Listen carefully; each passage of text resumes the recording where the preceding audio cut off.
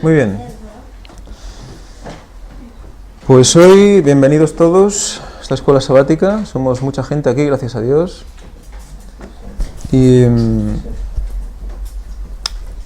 vamos a tocar un tema, bueno, que ha sido siempre comprometido, sobre todo desde el punto de vista judío, que es si Cristo cumplió la ley o no cumplió la ley. Vimos en la lección anterior cómo había gran cantidad de leyes que cumplir, y en esta nos muestra casos concretos en los que Jesús fue, pongamos que tentado por los diferentes escribas y fariseos, con la intención de estos últimos de que él cayera en el error y tener una justificación para poder llevarlo a la prisión o eliminarlo. Empezamos con la lección del sábado, que nos dice el versículo para memorizar: porque si creyeseis a Moisés, me creeríais a mí, porque de mí escribió él. Esto es de gran significado, porque tal como vimos la semana pasada, muchas de las leyes aportadas por Moisés, e inclusive las fiestas que también Dios hizo instaurar, son tipos de un antitipo. Son imágenes o son sombras de un original. Por lo tanto, cuando dice que pues si creyeseis a Moisés, me creeréis a mí, porque de mí escribió él, es porque él instauró de parte de Dios unos ritos, unas maneras que lo que hacían era apuntar también a Cristo. Por otra parte, todas las normas de vida, las normas de salud, las normas de comportamiento, todas esas leyes que se habían instaurado también eran para preservar la nación, preservar la genética, para que de ahí saliera un cuerpo. Recordemos que la palabra de Dios dice que Dios le puso un cuerpo a Cristo, ¿no? Le preparó un cuerpo. Pues toda esa normativa del Antiguo Testamento, todo lo que pasó en el Antiguo Testamento, era dirigido a que ese cuerpo llegara, para que pudiera cumplir ese cometido que tenía que cumplir en esos 33 años. Luego fue educado por su madre y creció y se preparó expresamente para lo que tenía que suceder. En la lección del domingo vemos que cómo ya desde pequeño, desde sus primeros años, sus primeros días, cumple con la ley de Moisés, sometiéndose a la circuncisión. Recordemos que la circuncisión se aplicaba en el 8º día.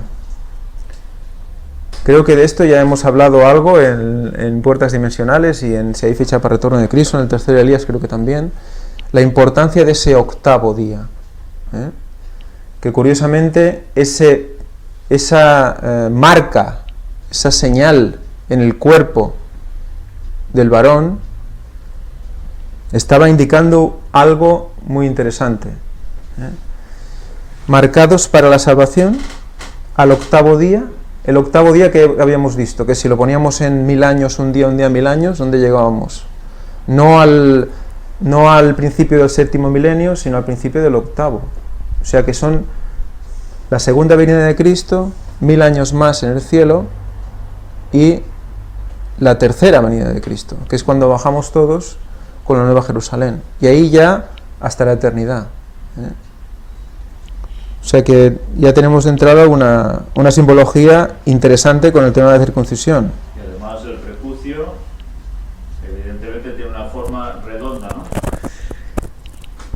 Sí, Circular. sí, Y más cosas interesantes, porque ese prepucio estaba en el varón. Muchas veces, creo que era la Marisa, me decía, bueno, sí, circuncisión, entonces sustituye al bautismo, ¿no? El bautismo sustituye a la circuncisión, es un poco la marca. ¿Por qué las mujeres no se circuncidaban, no? ¿Qué pasa? Solo se circuncidaban los hombres. ¿Por qué? Siempre, pues bueno, podemos hablar de que el hombre en ese momento también era el representante del clan de la familia, ¿no? Y se consideraba que cuando el hombre iba por buen camino, los que le seguían también iban por buen camino, ¿no? Pero hay algo más, y es una cosa que también trataremos en tema de puertas dimensionales. ¿Qué forma tiene un pene? Lo dejo ahí, ¿vale? Pensar en la forma que tiene, ya sé que quizás ahora no es un momento, estamos en la escuela sabática, pero yo creo que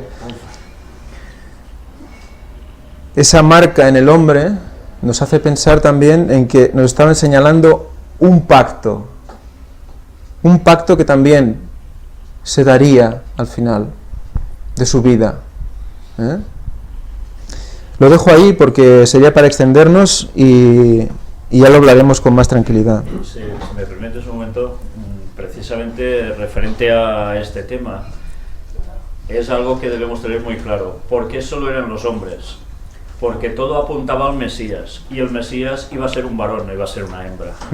Entonces, tengamos esto presente, porque no se trata de discriminaciones de género ni cosas de esas. Todo apuntaba a Jesús, y Jesús era un varón, no era una hembra. Y él tenía que ser el sustituto de Adán, era el segundo Adán, por tanto no podía ser cuestión de hembra. Luego supongo que ahora lo terminarás de confirmar tú mismo cuando empieces a decir porque tenía que haber un doble espacio de tiempo entre cuando se tenía un varón o se tenía una hembra en la cuestión del parto, por ejemplo. ¿Por qué? Bueno, porque démonos cuenta que todo se hacía apuntando a Jesús. El varón era el símbolo de él. Todos los datos que se dan, el tiempo, si queréis podéis leer el texto, donde todo esto se halla en Levítico 12, y no sé, lo podemos comentar si queréis. Venga, Levítico 12. Leamos del 2 al 5, ¿no? Dice aquí.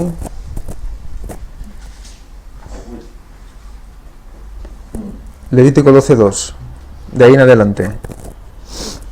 ¿Alguien lo tiene? Vinga, doncs va, comença. Levítico 12. Micro. Capítulo 2. Sí, tens micro? No, capítol 12. No, 12 de l'U. Ah, vale. 12 de l'U.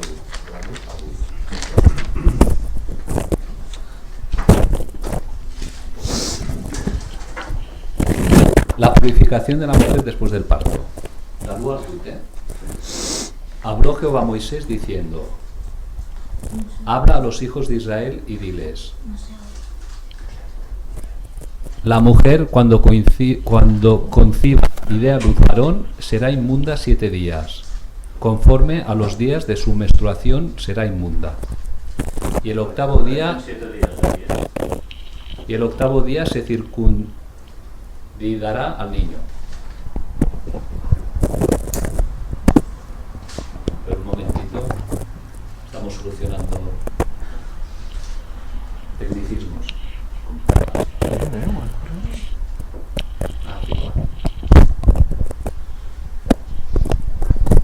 A ver, espero que ahora se oiga mejor. Mas ella permanecerá 33 días purificándose de su sangre, ninguna cosa santa tocará, ni vendrá al santuario hasta cuando sean cumplidos los días de su purificación. Si paramos aquí, vemos 7 días, 8 días Y 33. 33. ¿No os suena nada todo esto? No, nada. La edad de Cristo.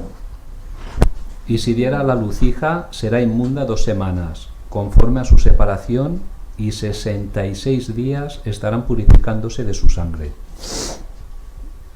Cuando los días de su purificación fueran cumplidos, por hijo o por hija, traerá un cordero de 1 año, para holocausto, y un palomino o una tórtola para expiación a la puerta del tabernáculo de reunión, al sacerdote. y él los ofrecerá delante de Jehová, y hará expiación por ella, y será limpia del flujo de su sangre. Esta es la ley para los que dieran a luz hijo o hija. Y si no tiene lo suficiente para un cordero, tomará entonces 2 tórtolas o 2 palominos, uno para holocausto y otro para expiación. Y el sacerdote hará expiación por ella y será limpia.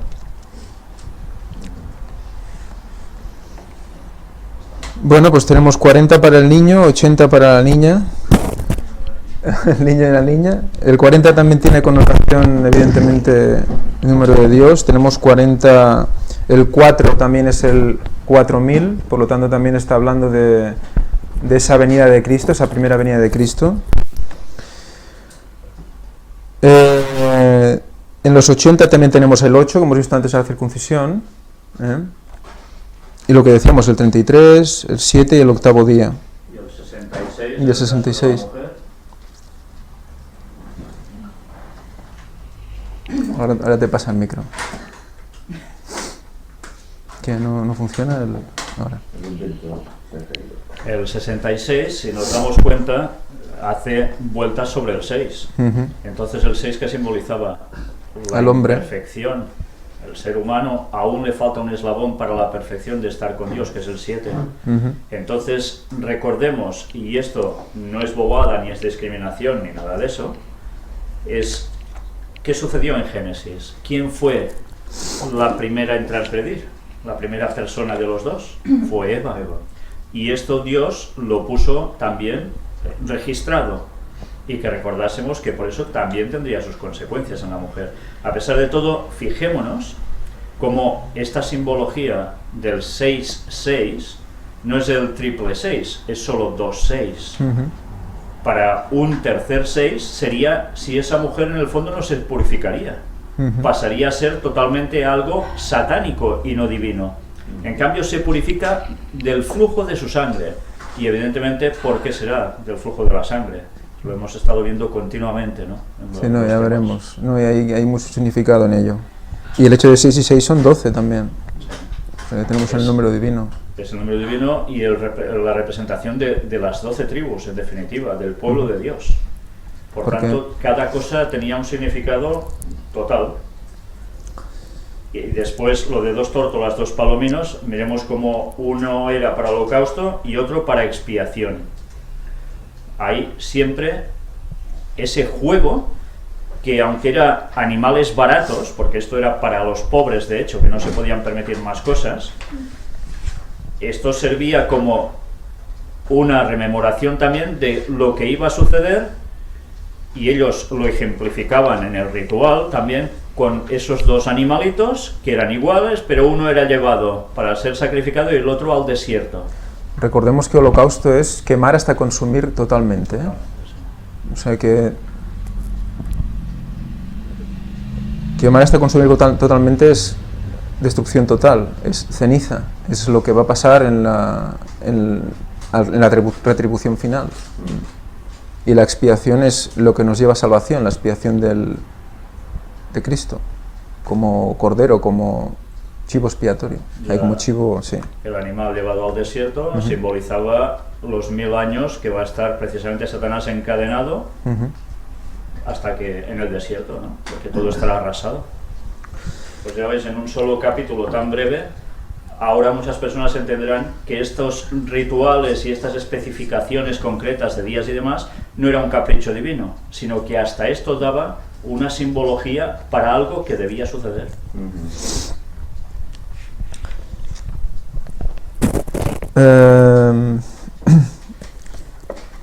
Por lo tanto, aquí con la circuncisión tenemos una relación de un pacto. Si leemos la frase del final del domingo, nos dice: como judíos piadosos, María y José cumplieron meticulosamente las obligaciones de la ley mosaica y se aseguraron de que el Hijo de Dios llevara las marcas del pacto.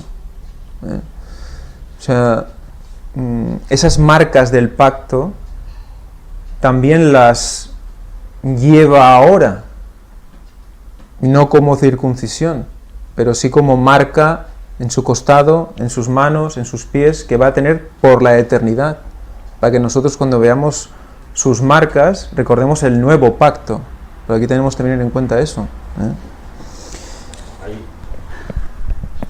No. Hay un detalle también interesante que en esta parte que estás leyendo nos dice: la Biblia es clara, María era virgen cuando fue elegida para ser la madre de Jesús.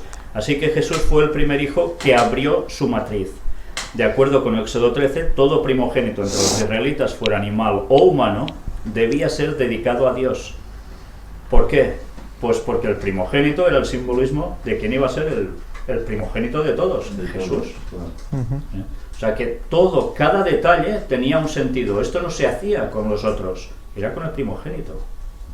¿Y qué pasó en Egipto? ¿Quiénes murieron de los egipcios? Los primogénitos.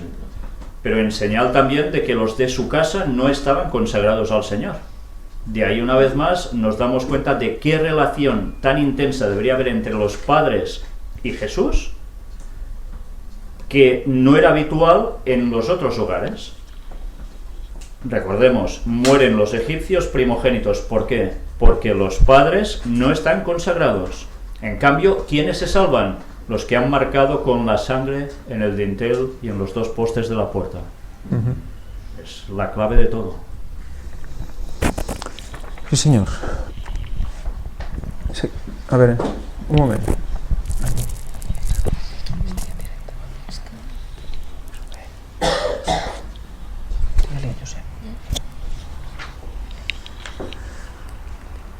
En la lección del lunes tenemos las fiestas judías.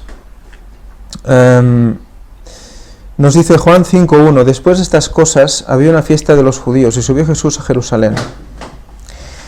Aquí nos habla expresamente del primer periodo festivo, por ejemplo, que tenemos la Pascua, que era el principio de una fiesta de 7 días, y esa Pascua ya estamos viendo en las puertas, bueno, en la fecha, si hay fecha de retorno de Cristo, que constantemente nos está saliendo en las definiciones que hacemos, y recordando también que esa Pascua se da en primavera, se da, bueno, ahora en el tiempo que estamos viviendo, y que está muy relacionada con todas las parábolas respecto a la higuera, etcétera, y el florecimiento, y que estamos viendo que está muy relacionada con la venida de Cristo, con la segunda venida de Cristo.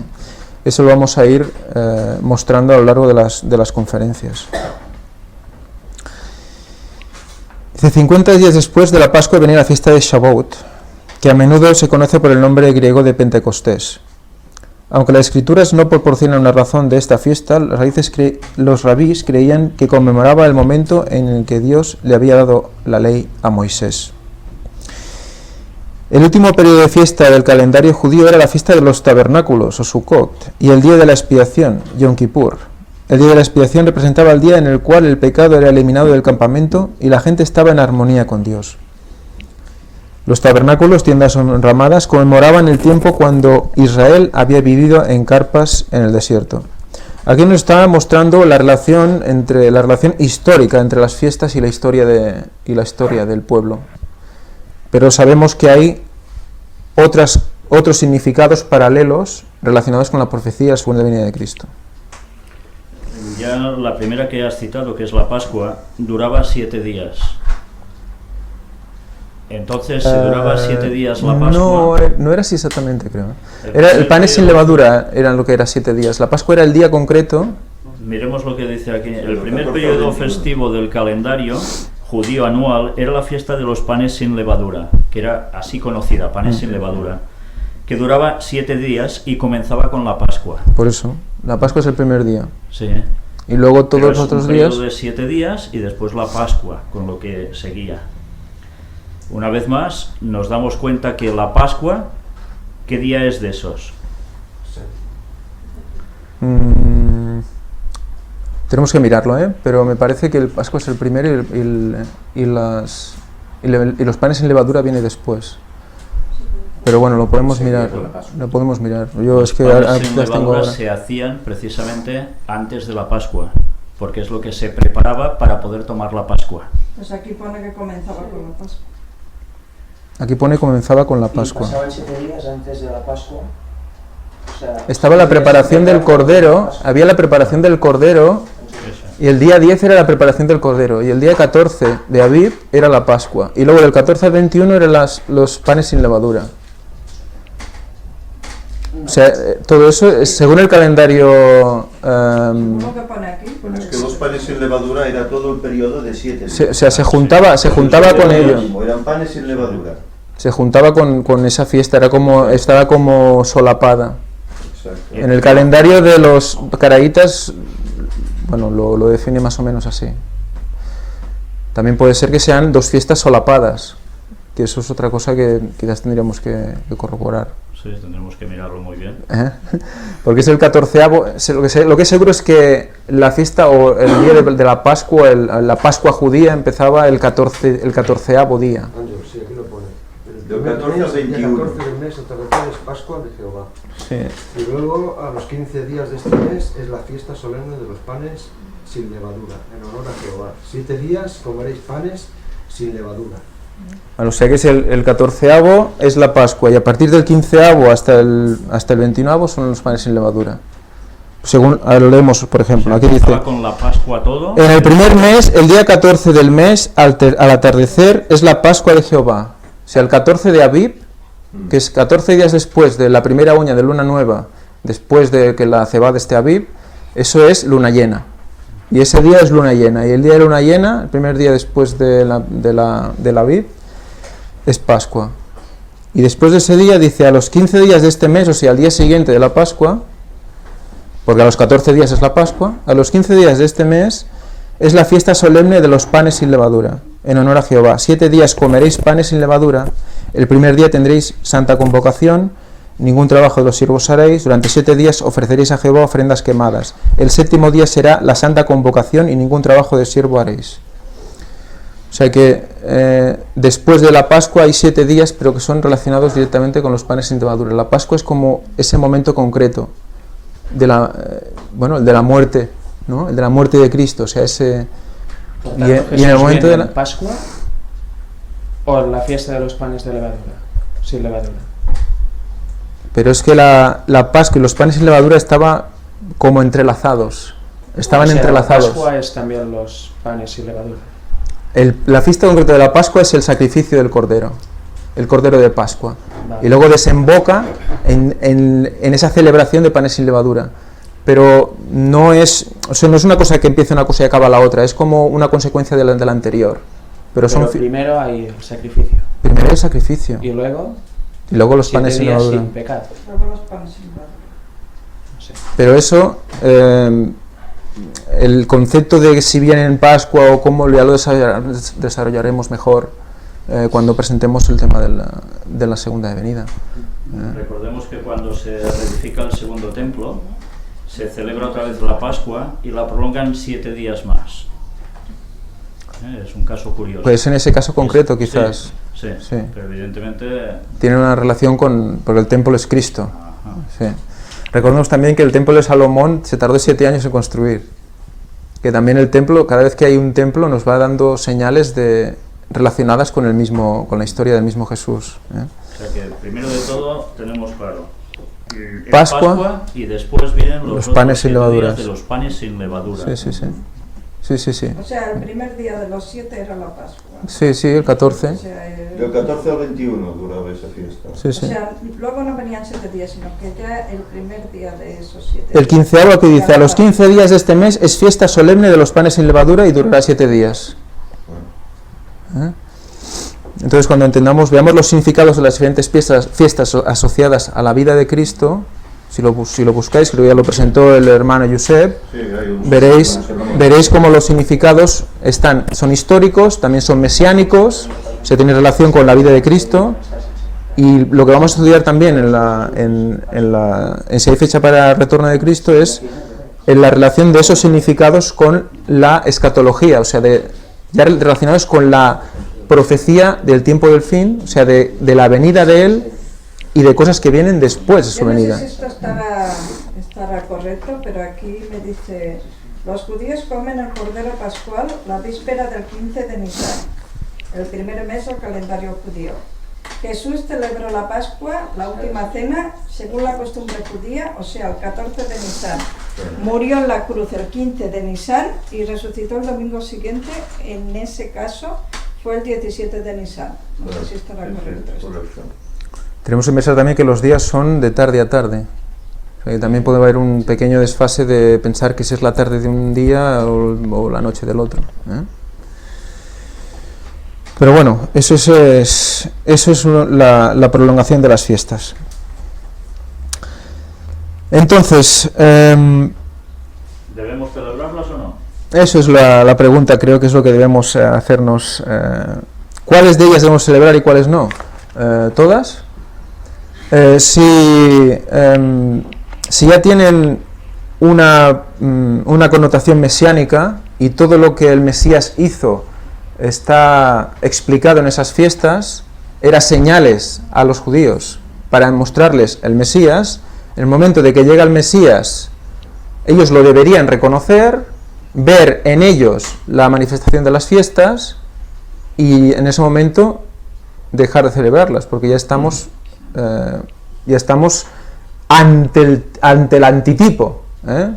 Cuando hablamos de tipo y antitipo, recordemos siempre el concepto de tipo es la sombra o la imagen y antitipo es el original, ¿eh? Cuando llega el antitipo hay que decir, pues ya está aquí, es lo que estábamos esperando, aferrémonos a él, ¿eh? En cambio, se miraba a esa persona como un transgresor de lo que se estaba haciendo hasta ahora. Pues lo que él era el cumplimiento de lo que se estaba haciendo hasta ahora, que es totalmente diferente, ¿no? Claro, por eso Pablo luego dice, nadie os juzgue en comidas, ni en bebidas, ni en días festivos denominados sábados, que eran sábados ceremoniales. Nadie os juzgue en esto. ¿Por qué? Porque el original, a lo que apuntaba todo, ¿qué era? Jesús. Jesús vino y cuando él muere en la cruz, ¿qué pasa con el velo del templo? ¿Se rasga? Se rasga, dando a entender que terminan todos también los sacrificios, esas fiestas, incluidos los rituales, sacrificios, los rituales ceremoniales, ¿eh? Pero eso no deja que hay que estudiarlos porque tiene que ver con el maestro, con el modelo. Hay un tercer cumplimiento de todas estas fiestas, que lo vamos a estudiar también. Bueno, y más tienen periodos proféticos también. Sí, señor. Tiene que ver con la... Como en todo, el número 3 lo tenemos. ¿En el templo se celebraban las fiestas también ahí? ¿O eran... Alrededor del templo. El Yom Kippur, por ejemplo, se celebraba alrededor del templo, todos ahí alrededor con las palmas y todo, igual que cuando recibieron a Jesús. ¿Fuera cuando... del templo o dentro? Sí, no, dentro del templo no podía entrar nadie más que los levitas. Pero sí que por ejemplo, dice Elena White que en las escaleras de mármol que llegaban al templo la gente se apilonaba, o sea que entraban al atrio probablemente. Todas esas fiestas se celebraban en Jerusalén ante el templo. Perdón, quería decir el santuario. ¿Se celebraba en el santuario? Sí, alrededor del santuario. Pero el templo es lo mismo que el santuario. Sí. Vale. Bueno, el santuario, claro, en el momento de que ya se construye el templo, el santuario pasa a ser el templo. Pero hay algunas fiestas que se celebraban en las casas, ¿no? Por ejemplo, lo de los panes y levaduras y esas cosas. Sí, supongo que igual que lo de las cabañas también se hacían cabañas alrededor de todo el pueblo, pero piensa que estaban alrededor del templo, pero Elena White dice que cuando cantaban y cuando bailaban se oían las colinas circundantes y todo, cantar y adorar. O sea que estaba todo Jerusalén adorando. Evidentemente todo Jerusalén no podía estar cerca del templo. Pero me refiero que hay fiestas que se celebrarán fuera de las casas y otras dentro. Bueno, igual que la Pascua no la comían en el templo, la comían cada uno en su casa, pero estaban en Jerusalén. No, ya. Todas se celebraban en la capital. Que por eso Jesús fue con sus padres allí. Claro, por eso ellos viajaron de Nazaret, hasta Jerusalén. Muy bien, entonces queda claro que se cumplen en Cristo, pero podemos aprender mucho al estudiar su significado, y más que vamos a aprender sobre ellas. Jesús en el templo, martes día 8. Aquí nos insta a leer este episodio de la vida de Jesús, que es cuando se dejan a su hijo, y tardan un tiempo en encontrarlo, se dan cuenta, María y José, que su hijo no está. 3 días, tarda. 2 días buscándolo y al tercer día lo encuentran, casualmente, y al tercer día lo encuentran ¿Dónde? ¿En medio del bosque? No, en el templo, que está representándose a sí mismo. Por lo tanto, aquí tienes dos significados. Hay uno que lo tenemos muy claro ahora porque lo tenemos muy fresco, que es el tercer día, la segunda venida de Cristo, y todos nos ponemos emocionados, ¿no? Pero claro, hasta ahora, hasta que no se ha visto esta clave de números, el tercer día era la resurrección, al tercer día. Pero es que, claro, hay dos cosas, porque si no hay la resurrección y ese es el simbolismo del 3, no nos lleva no llega a la segunda. O O sea que es doble cumplimiento, ¿no? Aquí está el texto de Oseas, ¿no? Al tercer día nos levantará Él y viviremos con Él, ¿no? Nos curará. Muy bien. Por lo tanto, siguiendo, vemos como en la pregunta, en la antepenúltima pregunta dice, aunque era un niño obediente, su respuesta a sus padres parece casi una reprensión. ¿Qué punto importante contiene esta respuesta? ¿Qué nos dice esto acerca de cuál debe ser la prioridad máxima de nuestra vida? Recordad que cuando lo encuentran, él les dice, ¿por qué os preocupáis? ¿Qué pasa? Yo estoy haciendo... Estoy en el trabajo de mi padre, ¿no? Lo que mi padre me ha mandado, ¿no? Como si ellos ya les fue profetizado que él sería Jesús, que sería el Cristo, ¿no? Y digo, ¿por qué os extrañáis de esto, no? Pero él tenía 12 años, ¿eh? O sea que ya tenía ya en ese momento, cuando se consideraba que un niño ya era adulto en la época judía, ya era un niño que podía, que estudiaba activamente y que podía participar en la sociedad. Y ya tiene claro que se reconoce en la palabra de Dios, se reconoce en su propio texto, se reconoce en su profecía como Cristo. O sea que él tuvo que, durante toda su vida como humano, también aprender, perfeccionarse y prepararse y entenderse y leerse, identificarse en la profecía de los escritos del Antiguo Testamento, que hasta entonces es lo que había escrito. Bueno, por eso Dios le busca dos padres piadosos, porque tanto José, que aunque no era su primogenitor, pero hacía las funciones de padre, era un hombre piadoso, bueno en gran manera, y creyente, y aceptaba la ley de Moisés. Recordemos que le habla a Dios en sueños. Era una mujer también pura, digna, piadosa, y que Dios les coge a las personas adecuadas. No todo el mundo Dios habla en sueños, o sea que habló a José, habló a María, o sea que estaba claro que había una pureza en ellos. Y cuando hay el reproche de parte de Jesús a los padres, porque es un reproche suave, pero lo es. ¿Quiere decir que entonces sus padres pecaron? ¿Porque fueron negligentes? ¿Porque obviaron que el niño estaba por ahí y no se cuidaron lo suficiente de protegerlo como era su misión hasta el momento adecuado en el cual empezase su ministerio? Sí, también puede ser eso. Ellos descuidaron al niño. Creían que estaría con algún familiar y no dieron importancia. Pero claro, pasa un día, 2 días, el niño no aparece, y entonces se preocupan, ¿no? ¿Y quizá no les recriminó porque buscaron en sitios inadecuados? Porque dice que lo buscaron por todos lados y no lo encontraban. Claro, fueron con los parientes. Si es el Cristo, ¿dónde vas a buscarlo? Pero claro, es que eran 3 días que ya se habían ido andando. No, hombre, 3 días andando no, porque serían 3 para volver, entonces serían 6. A ver, dice de que lo encuentran al cabo de 3 días, sí. Lo buscan entre los parientes. ¿Y dónde estaban? No, pero los parientes, estaban volviendo a sus pero casas. sus parientes se volvían con ellos, iban con ellos, estaban todos en éxodo, digamos. Claro, es que era una manada de gente. Claro. Se dan cuenta el primer día y lo encuentran al tercero, lo ponen. El primer día se dan cuenta que no está con ellos. O sea que puede ser... Vuelven y al tercer día lo encuentran sentado en medio de los doctores. O sea que hay un día, como un día de camino, otro día de vuelta aproximadamente, y como el tercer día buscando por allí...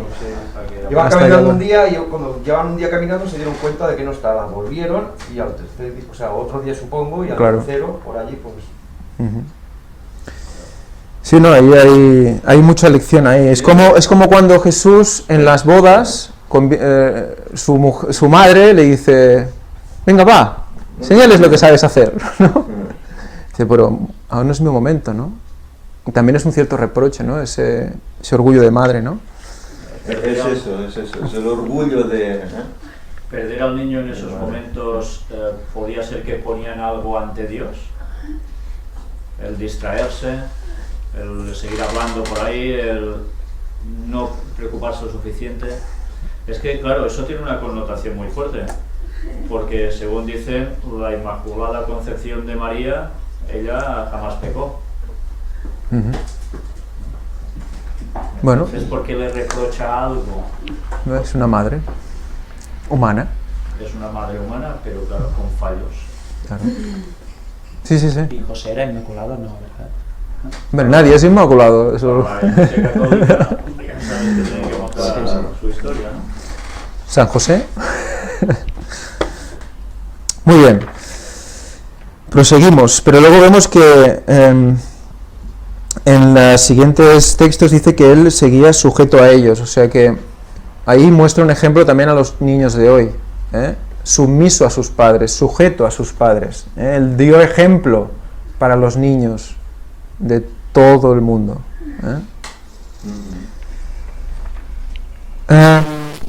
Y también algo importante, que no porque él fuera un niño no quería decir que no pudiera ver los errores de su padre, algo que Jesús lo hizo, le reprochó la negligencia que tenía, y es algo que hoy como hijos, ya sea pequeños o grandes, si vemos algún error de parte de nuestro padre o nuestro tutor, también podemos decírselo en las mejores maneras, haciendo caso de lo que hizo también Jesús, de que él fue nuestro ejemplo. Sí, a veces le pregunto a mis hijos, y están aquí como testigos, dice, a ver, ¿qué creéis que estamos haciendo mal? Porque probablemente estamos haciendo algo mal. Hay personas... Y uno de ellos me dice, papá, pienso que a vegades cridas masa. Eso en castellano quiere decir, papá, creo que a veces gritas demasiado. Digo, ¿yo grito? Bueno, sí, a veces levantas la voz. Y yo no era consciente de que a veces se me iba la voz, pues diciendo ciertas cosas que a tus hijos tienes que decir quizás de otra manera.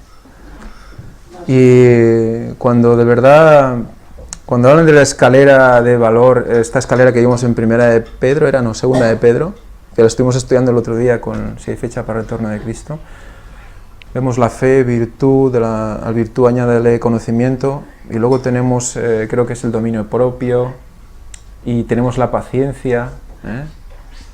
Pues solo cuando eres padre, creo, que solo cuando llegas a ser padre, realmente tu paciencia es puesta al límite total y absoluto de contención, de decir, bueno, hay que tomar unas decisiones, pero siempre con un cierto dominio propio, porque si no, y para eso hay que llegar con el conocimiento, tenemos que estudiar bien la palabra de Dios, pero también conocer a nuestros hijos. Para conocer a nuestros hijos tenemos que estar cerca de ellos, verlos, consultarles, hablarles, escucharles. O sea que hay mucha historia. ¿Qué vas a decir? Hay personas que no llegan nunca a perdonar a los padres por cómo los han tratado, por lo que sea. Dices que esto no se los perdona, ¿no?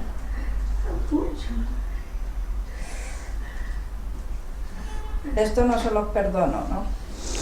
Pero ahí en lo que dices tú, que la reacción que tuvo Jesús para con sus padres, que dice que aún y así, teniendo sus defectos, él se sometía sujeto a ellos, sí, sumiso, dicen otras. Eso nos da un ejemplo de que nosotros tenemos que perdonar también, porque todo el mundo tiene defectos. Somos humanos. Y aunque nosotros pensemos que nosotros lo podemos hacer mejor, que siempre lo pensamos, yo no haría eso nunca con mis hijos. Sí. Pero es muy típico eso. Cuando tenga hijos no lo haré nunca. Sí. Y lo primero que haces. Y luego piensas, caray, si esto yo había dicho que no lo iba a hacer nunca con mis hijos, ¿no? Aunque sea una vez, a lo mejor también caes, ¿no? Eso Entonces demuestra... eso es una lección para todos nosotros. No, me demuestra que la Biblia está hecha para adultos y para jóvenes, ¿eh? Porque perdonar si queréis ser perdonados va para todos, ¿eh? Realmente todos tenemos que entender que la lucha no es contra carne y sangre, sino contra principados y potestades. Por lo tanto, un ser humano, sea padre o sea hijo, puede estar influenciado de malas maneras de alguna manera. Entonces hay que entender eso también, ¿no? Y quizás es lo primero que debemos explicar a nuestros hijos, que somos humanos también, ¿no? Aunque ellos ven en nosotros un reflejo de Cristo, ¿eh? O sea, está escrito por Elena White, ¿eh? De pequeños, ellos ven en los padres al carácter de Dios. Ellos identifican a los padres como lo que Dios es para ellos. De ahí la responsabilidad del padre y de la madre. Y obviamente hay uno que decía Monse, de tratar de siempre perdonar lo que, si nuestros padres lo hicieron mal, eso va también en el mandamiento, honra a tu padre y a tu madre. No te dice honra a tu padre y a tu madre si son buenos, si son excelentes, dice honra a tu padre y a tu madre. Sea como sea, siempre debemos de guardarle un respeto y honrarlos y perdonarlos, porque ¿quiénes somos nosotros para juzgar lo que hizo esa persona?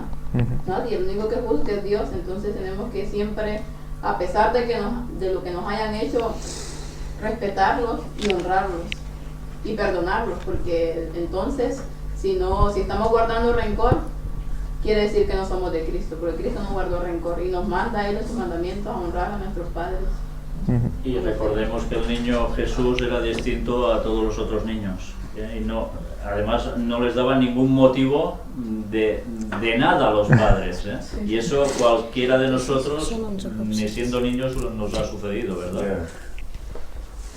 O sea que él sí podía recriminar. Podía y no lo hacía, o al menos lo hacía con suavidad. Bueno, lo hacía muy bien. Muy bien, y llego al día jueves, que es el día que tenía ganas de llegar, que es el día más emocionante para mí. Me gusta mucho este día, no porque sea jueves, sino por lo que dice este día. Hay los impuestos. No, lo de los impuestos también, pero bueno, es que si no, no vamos a... Ya sé que el miércoles también, bueno, es el día de los impuestos y tal, pero es que si no, no vamos a acabar. Si alguien quiere comentar algo de los impuestos, lo puede decir ahora o calle para siempre. Sí, bueno, es interesante porque hay una reflexión al final de todo esto. Jesús pagó el impuesto del templo aunque sabía que pronto sería destruido. ¿Qué debería decirnos esto acerca de nuestras obligaciones de ser fieles en nuestros diezmos y ofrendas, sin importar los problemas que creamos que existen? Pues a ver quién responde. Venga, va. ¿Vamos bien? Venga, ¿nadie responde? Muy bien. Pues el cumplir la ley. Aquí se pone a prueba a Jesús con dos casos. Creo que debemos responder. Yo en esa parte lo que pensé cuando recién lo vi, entonces dije yo, se nos está instando que sea lo que sea que vemos que está haciendo la iglesia, entonces nosotros debemos pagar nuestro tiempo, aunque esos mismos tiempos, están siendo utilizados para perseguirnos a nosotros mismos. Entonces me vino, lo leí y me quedó así. Entonces, ¿qué me está queriendo decir? Yo lo que digo es que el milagro de los dracmas aquí lo relaciona con los diezmos y las ofrendas. Y yo no le vi conexión. Es lo que tengo que decir, es lo que siento. No le vi conexión a esa... Porque el templo pedía impuesto para el templo y aquí pues se pide el diezmo para el sostén de la iglesia. Es la conexión, templo-iglesia. ¿Verdad? Sí, pero ese era un diezmo corrompido. ¿No? Es una ley que ellos pusieron. Y lo que dice Nahuay es que además dice que él muestra su divinidad con esto al sacar los dracmas de la boca de un pez. O sea, esto es un ejemplo, es como lo coge él como para mostrar su divinidad. Pero yo personalmente en esta lección no vi la relación. No sé si vosotros me podéis iluminar con esto. O sea que hay que pagar lo que tengamos que pagar al gobierno o a Hacienda. O sea que hay que ser legales con todo y no robar. ¿Sería eso? Bueno, aquí se refiere exclusivamente a Al diezmos y templo. ofrendas porque era un impuesto de tributo al templo, no al gobierno. Pero como dice él, era Era un impuesto. O sea, era como, te voy a buscar a tu casa Sí, para pero cobrarte, ¿no? No tenía que ver con el diezmo, porque el diezmo era aparte. El diezmo ellos lo pagaban de su salario. Y era voluntario, ¿no? Exacto. En cambio, este Igual era que la obligado ofrenda. a pagar esas 2 monedas, 2 dracmas creo que eran, por persona al templo. Era Para obligado. mantener el templo. Para Y mantener el templo, Jesús- para hacer obras en el templo, etcétera, etcétera. Era la manutención del Y Jesús lo que un poco da a entender es que no crea conflicto. Jesús no está muy de Evita el acuerdo en conflicto. eso. No está de acuerdo, Aparentemente. pero lo que no quiere es entrar en conflicto. Ahí No está. quiere generar una rebelión. No quiere ser un ejemplo para que todos los que están a su alrededor, "Vale, no pagamos", y ya está, ¿no? Entonces él venía a hacer su trabajo. Y no quería que nada anexo a ello nublara ese trabajo. Si él se hubiera negado, aunque es injusto, se hubiera negado, ya todo el mundo hubiera tachado a Jesús como de... cómplice de los romanos. También dice para no ofenderlos. Sí. También. Pero a lo mejor ellos eran ignorantes en lo que estaban haciendo. Pero es que había llegado el punto de que la gente, en vez de adorar a Dios, adoraban al templo. Para ellos el templo era Dios. Y en vez de ver a Dios, veían el templo. Qué bonito que es el templo. Sí, y qué bueno, majestuoso, pero eso es ¿no? lo mismo que la Iglesia Católica ahora hace con los templos. Es la corrupción del templo. Es coger el templo y decir, mira, ahora este es el templo, es el lugar de reunión de todos. Si no estás en el templo, no estás en un lugar sagrado, ¿no? Si estás en tu casa, no estás... Jesús nunca pidió que le edificaran un templo. Fue el corazón de David el que lo ¿Y Salomón? vio todo esto, ¿no? Él sabía que tenía una casa de marfil y tal, y el Señor tiene el arca en tiendas, ¿no? Pues quiero hacerle la casa al Señor. Pero el Señor no le pidió. ¿Por qué? Porque él sabía que el corazón del hombre es adorador de Lo que ve. símbolos, los lugares que ve. Sí, pero aún y así Dios le dice, tú no lo vas a hacer porque has derramado sangre, lo vas a hacer tu hijo. Lo aprueba. Muy bien, vamos a cumplir la ley. Entonces, ¿damos diezmos y ofrendas o no cuando hay corrupción o cuando se desvía ese dinero a cosas que no es para eso? No, porque yo creo que sería un legalismo. Pagar a una iglesia, diga lo que diga. porque Pero una cosa, Jesús el diezmo es estaba- devolver, no es pagar. No, exacto. Da igual, pero es que hará el legalismo. Ya, pero la manera de... No, porque Si tiene que hacer Es que la solo- gente quizás que lo escuche no ha hecho el diezmo es una orden divina. Pero no se Registrada puede en la pagar a Escritura. cualquier iglesia que hable lo que quiera. Se tiene que pagar cuando se predica el mensaje correcto. Si no es pagar, dar por dar y lo puede dar. El diezmo ha dirigido a sostener a los que viven del Evangelio. Dice que hay que pagarlo, pero y que Exacto, Dios ya predica. juzgará si El ese empleo, diezmo ha el sido empleo bien que lo empleado deseaba. o no ha sido bien empleado. Que nosotros no somos quien para juzgar eso. Yo es lo que leí. Pero en la guaita da más luz al Lo que referente pasa de que verdad. también ella dice que el diezmo debe ser para el sostén de los obreros, para aquellos que trabajan para el Evangelio, aquellos que llevan gente a Cristo. Para Los ellos. verdaderos Y a obreros. veces el diezmo se utiliza pues para otros fines, comprar terrenos, etcétera, y no es para eso el diezmo. El diezmo es para el sostén del ministro que está trabajando para llevar almas a Cristo. Es Y- para eso. Y también para dar el diezmo a las personas que están predicando que Claro. el evangelio cualquiera o el evangelio verdadero. Porque podría ser que nosotros estemos dando nuestros diezmos a X o Y iglesia. ¿Para qué? Para que estén armando planes de ecumenismo con otras personas. Nos estamos contribuyendo a nuestro propio mal. Porque al final esas personas nos van a perseguir a nosotros y nosotros fuimos parte de ellos. La idea es, la iglesia debe recibir los diezmos, pero ¿cuál es la iglesia? Yo creo que ahí sería la clave, ¿no? Decir, yo tengo que dar mis diezmos a la iglesia. ¿Qué es la iglesia? Define tú lo que es la iglesia. Exactamente, está en Apocalipsis. Los que guardan los mandamientos de Dios y tienen la fe de Jesús. No una institución concreta que tiene un NIF o tiene un no sé qué, no. Tú decide e interpreta por ti mismo, escudriña las escrituras y decide qué es la iglesia.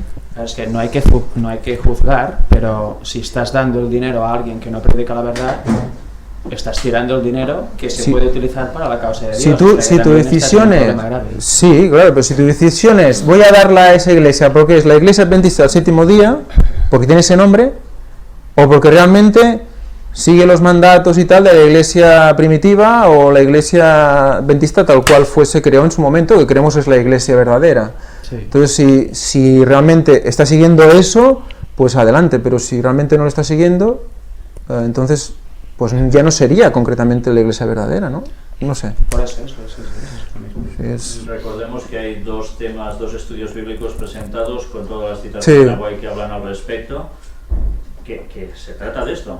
Por tanto, si alguien tiene alguna duda de qué hay que hacer con los diezmos y las ofrendas, que consulte esas dos temáticas, porque allí está todos los datos explicados y creo que son, innegables, porque son evidencias de lo escrito. Sí, además allí hay citas de Ellen White que no se suelen utilizar para designar el diezmo.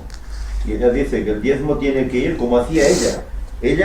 Había gente que le daba el diezmo a ella para que ella lo repartiera, porque no confiaban en lo que haría la iglesia. Se lo daban a ella y ella lo repartía ¿a quién? A personas que veía que trabajaban en la ganancia de almas, fuesen hombre o mujer. Les daba el diezmo a esas personas. Por lo tanto, hay que analizar si el diezmo habría que darlo a la iglesia, que es el mandato. Ahora bien, si creemos que la iglesia, y como sabemos, no lo administra adecuadamente, pues entonces hay que buscar qué persona hay que esté haciendo esta obra que el Señor demanda, traer almas a Cristo y dar el diezmo a esa persona. Es lo que hay que analizar en cada uno y ver. Muy bien, y ahora viene Pero el diezmo hay que darlo, porque es un pacto, es una orden del Señor, una devolución de las bendiciones que Él nos da. ¿Ah? Y punto. El tema se llama mayordomía cristiana, ¿no? Sí. Bueno, pues una vez que no hemos hablado de los impuestos, como no queríamos hablar de los impuestos, no hemos hablado, ahora vamos a hablar de cumplir la ley. A ver, es un tema yo lo encuentro muy interesante, sobre todo porque no he acabado de discernirlo, y eso es lo que más me ha motivado, ¿no? Y quería exponerlo a vosotros para que hiciéramos un poco de abogado del diablo, entre comillas, y nos dijéramos y discutiéramos sobre el tema. O sea, tenemos el caso de que vienen los escribas y fariseos, vienen y traen a una mujer que ha adulterado, la ponen ante Cristo y le dicen, ¿cumple la ley? ¿Qué debemos hacer con esta mujer? ¿Debe morir apedreada o no debe morir apedreada? ¿Vale? Y Cristo sabemos lo que hace, ¿no? Mira al suelo, se pone a escribir, ellos ven sus pecados y dicen, el que esté libre de pecado tira la primera piedra. Se van y queda la mujer y es perdonada por Cristo. Mi pregunta es, ¿después esa mujer sigue estando bajo la ley de Moisés? Porque ha adulterado. Bueno, él le dice, vete y no peques más. Pero es muy interesante lo que dice Ellen White al respecto en los textos que nos hacen leer en el viernes. Esos textos que normalmente no leemos, esas hojas del saber de las gentes. Voy a leer un momento porque es muy interesante, porque la solución... Tiene una solución, esa solución espiritual, ese evangelio de perdón que Cristo viene y expone y está enseñando constantemente, ¿no? El nuevo pacto lo está Él ya mostrando ante la gente. Pero fijaros cómo con la ley en la mano de Moisés, Él les devuelve, con su propia ley les devuelve. Él utilizó la ley de Moisés. Lo leemos un momento, porque es que es muy interesante cómo Él conocía hasta el último detalle de la ley de Moisés.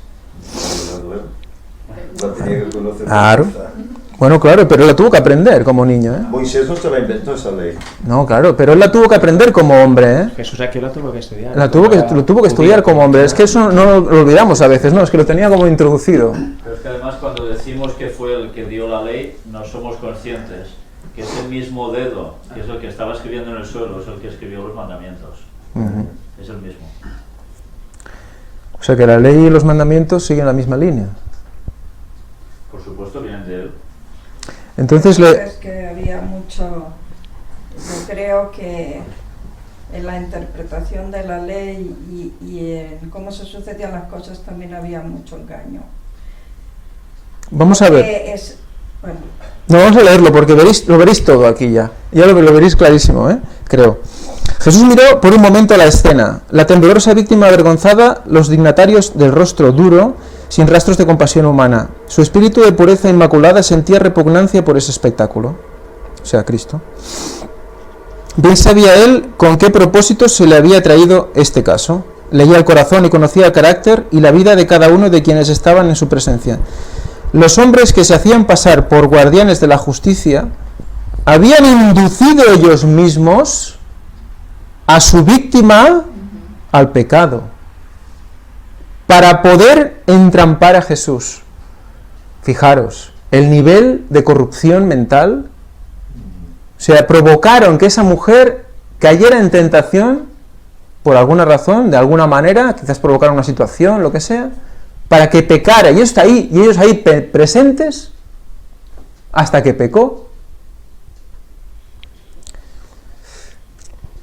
No dando señal de haber oído la pregunta, Jesús se agachó y fijó los ojos en el suelo y comenzó a escribir en el polvo. Impacientes por su dilación y su aparente indiferencia, los acusadores se acercaron para imponer el asunto a su atención. Pero cuando sus ojos, siguiendo los de Jesús, cayeron sobre el pavimento a sus pies, cambió la expresión de su rostro. Allí, trazados delante de ellos, estaban los secretos culpables de su propia vida. El pueblo que miraba vio el cambio repentino de expresión y se adelantó para descubrir lo que ellos estaban mirando con tanto asombro y vergüenza. Imaginaos la escena, llega a la primera fila, empieza a leer, eso lo he hecho yo, y se empieza a ir. Y los de atrás dicen, ¿por qué? ¿Por qué? Y van todos a ver lo que estaba escribiendo. Al par que profesaban reverencia por la ley, los rabinos, al presentar la acusación contra la mujer, estaban violando lo que la ley establecía. ¿Ah, sí? ¿Estaban violando la ley? ¿Pero la ley no decía que había que apedrear a la mujer adúltera? pero se necesitan dos, para adulterar. Y el otro... Dos testigos, había muchos testigos ahí. Ellos indujeron, indujeron. El que adulteró con ella, ¿por qué no se apedreaba también? ¿Al hombre se le apedreaba también por adúltero? Vale. Dice, era el deber del esposo... Bueno, pero es que no sabemos si el otro hombre estaba casado o no, ¿no? Es igual. El pecado es pecado. El adulterio es pecado. Vale. Si se encontraran dos personas, aunque uno estuviera casado, el otro vale. no, los dos sí o no, igual. Es adulterio. Seguimos, dice, era el deber del esposo iniciar la acción contra ella. O sea que estaban fallando en la ley, dice Elena White, porque era el esposo el que tenía que iniciar la acción. No valían los testigos aún. Era el esposo el que tenía que iniciar la acción. Era el esposo el que debía decir, ella ha adulterado. Debía empezar a acusar él. O sea que eso Dios lo sabía. Cristo lo sabía y lo estaba poniendo allí también. Mirad, ¿veis? Vosotros estáis incumpliendo la ley, me venís a mí a que yo juzgue y vosotros no estáis cumpliendo. Y las partes culpables debían ser castigadas por igual, lo que decías tú ahora. Dos cosas. Se supone, ¿no? ¿Quién era esta mujer? ¿Era María Magdalena? Sí. Entonces, ¿Era prostituta? Es que todo lo, como tú dices, todo lo prepararon para una trampa. La acción de los acusadores no tenía ninguna autorización. Por tanto, Jesús les hizo frente en su propio terreno. ¿Así venís con la ley? Pues mira, la ley es esta, esta y esta. ¿Qué venís a hacer? Pues girar y volver a ir por donde habéis venido. Por tanto, Jesús les hizo frente en su propio terreno. La ley especificaba que al castigar por apedreamiento, los testigos del caso debían arrojar la primera piedra. Levantándose entonces y fijando sus ojos en los ancianos maquinadores, Jesús dijo, el que de vosotros esté sin pecado, sea el primero en arrojar la piedra contra ella. y volviéndose a agachar continuó escribiendo en el suelo. O sea que, fijaros cómo también es un ejemplo de lo que nosotros debemos conocer. También debemos conocer las leyes, también debemos saber lo que nos rodea en la vida diaria, porque no podemos ser ignorantes en eso, ¿eh?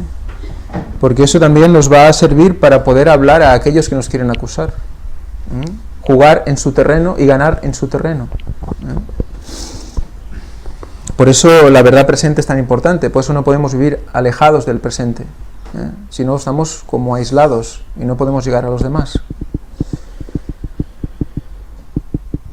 No había puesto de lado la ley dada por Moisés, ni había usurpado la autoridad de Roma. Los acusadores habían sido derrotados. Ahora, habiendo sido arrancado su manto de pretendida santidad, estaban culpables y condenados en la presencia de la pureza infinita. Temblaban de miedo, no sea que la iniquidad oculta de sus vidas fuese revelada a la muchedumbre. Él siguió escribiendo, empezó a seguir escribiendo y escribiendo ahí cosas y cosas que habían hecho los que estaban mirando, ¿no? Y bueno, y una de las cosas que me ha gustado también de estos textos que nos ha hecho leer, las citas que nos ha hecho leer, es la mentalidad, cómo define la mentalidad de los que estaban allí.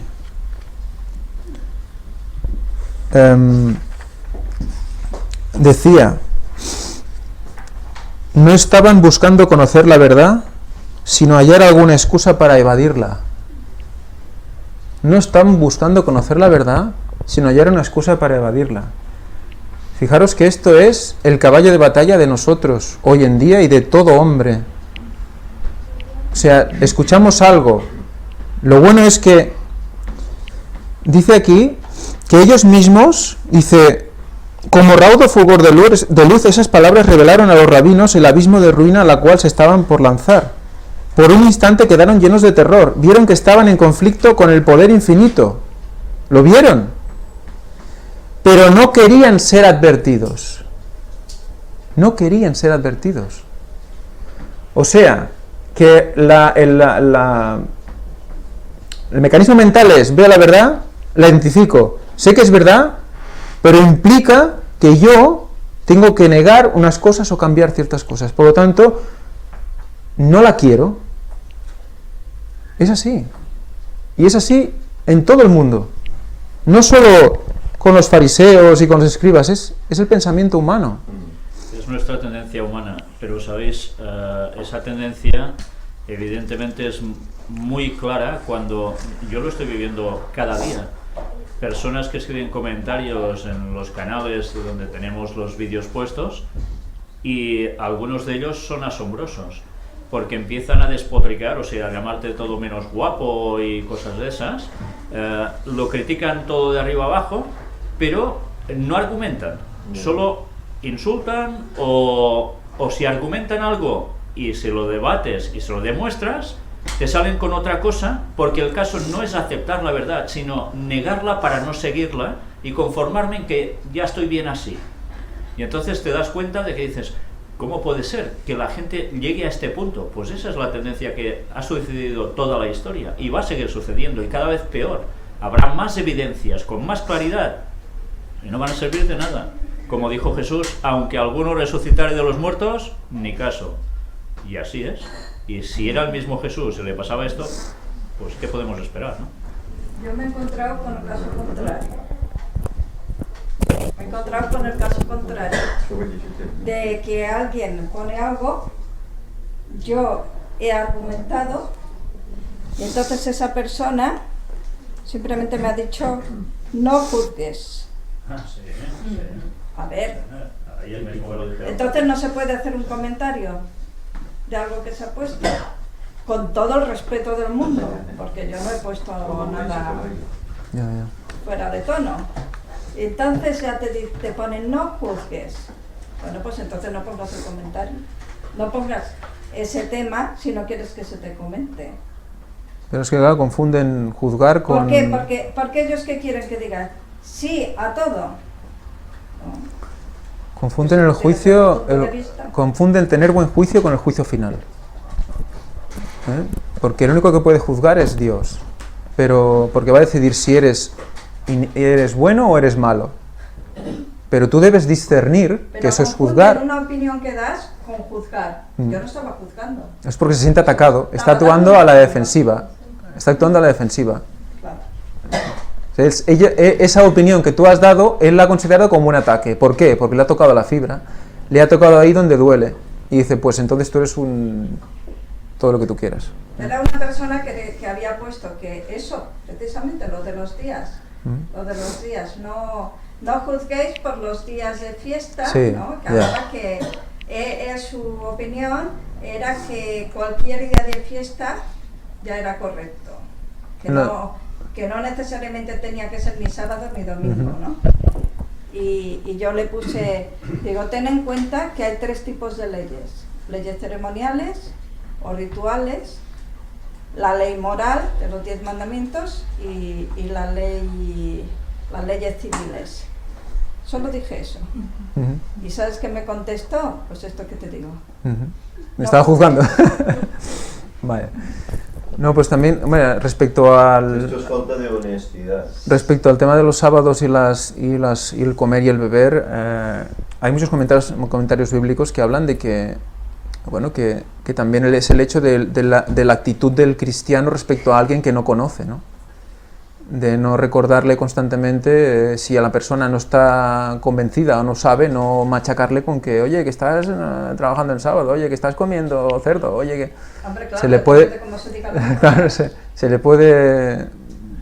Pero bueno, que eso es un poco el proceso de explicación de todo, ¿no? Que no debemos ser en ese punto pues extremistas y comprender la situación y la fe que está viviendo cada uno, ¿eh? Y luego lo que me interesa también, lo último ya, porque si no, Josep ya me está cogiendo aquí, ¿no lo notáis? Me está estirando. Dice, lo del divorcio, ¿eh? Como Cristo hace referencia al Génesis, ¿eh? Cuando se dice que hombre y mujer son una sola carne, ¿eh? Y ellos le dicen, ¿por qué fue autorizado por Moisés la para el divorcio? Por cualquier causa. ¿Por cualquier causa? Por cualquier causa no, había unas causas específicas. ¿Por cualquier causa? Es que, ¿lo veis como también...? Y lo bueno es que Cristo no entra en ese detalle, ¿eh? Fijaros, ¿eh? Pero si buscáis Deuteronomio 24, del 1 al 4, dice por causa vergonzosa, por causa indecente. Por caso de adulterio parece ser eso. Si buscáis vergonzosa, está relacionado con desnudez. Esa palabra, con desnudez. Con algo relacionado con la desnudez. También está relacionado con los hábitos, con los hábitos solitarios de los asnos. Como que van ¿no? A su rollo, pasando de todo, ¿no? Un asno que tú le dices, vas para allá, no, yo voy para acá, no, yo voy para allá, no, para allá, ¿no? O sea, hay todas unas características que también tenían algo esa ley, ¿no? Pero aquí lo que yo creo que Cristo aprovecha esto para recordarnos la creación, para recordarnos lo que realmente el matrimonio significa, ¿no? Y un poco con todo esto también pensemos que todas las leyes que hemos dicho que eran para sacar un cuerpo, ¿no?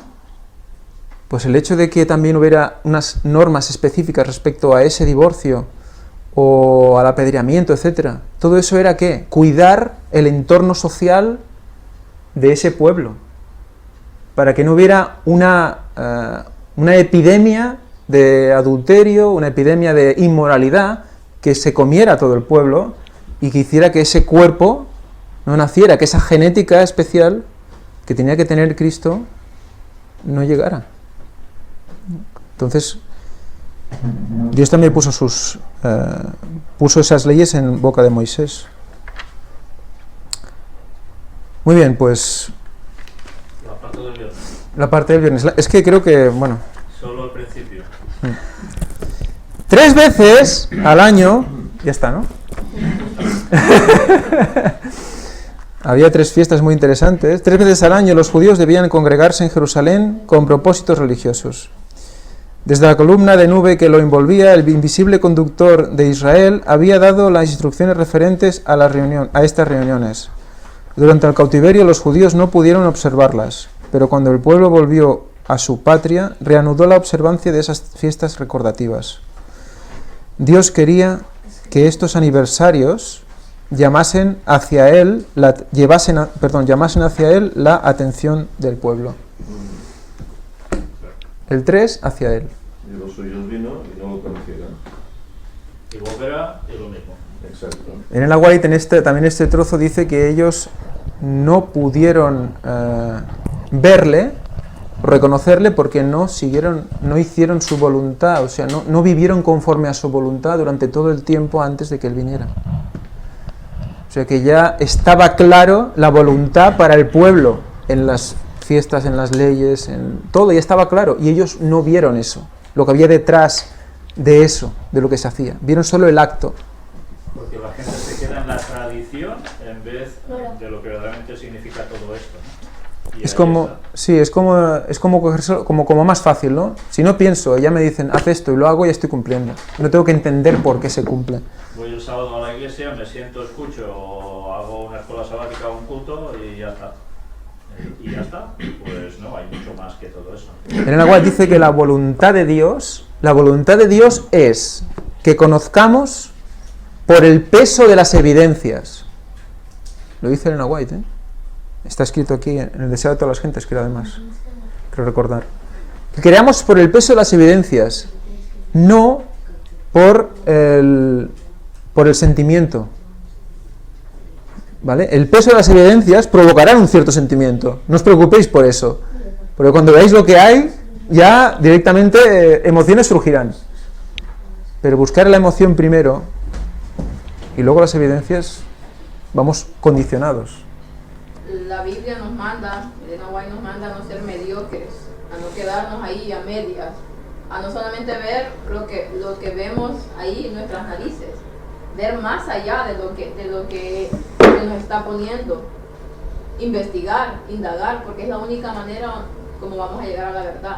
Si nosotros nos quedamos ahí conformándonos con lo que nos diga la gente, o con lo que nos diga el pastor, o con lo que nos diga cualquier persona, vamos a estar cómodos y no va a haber un cambio en nuestras vidas. Pero si nosotros empezamos a investigar y empezamos a ver que lo que estoy haciendo todavía no alcanza, y que cada día que voy viendo más, entonces estoy viendo que realmente necesito una transformación, pero es lo que la gente no quiere ver, porque está cómodo donde está, se conforma a lo que está haciendo, no ve más allá de su velo, del que ve lo que tiene. Se pone su propio límite. Muy bien, pues ya está. Acabem amb una oració, no cantem.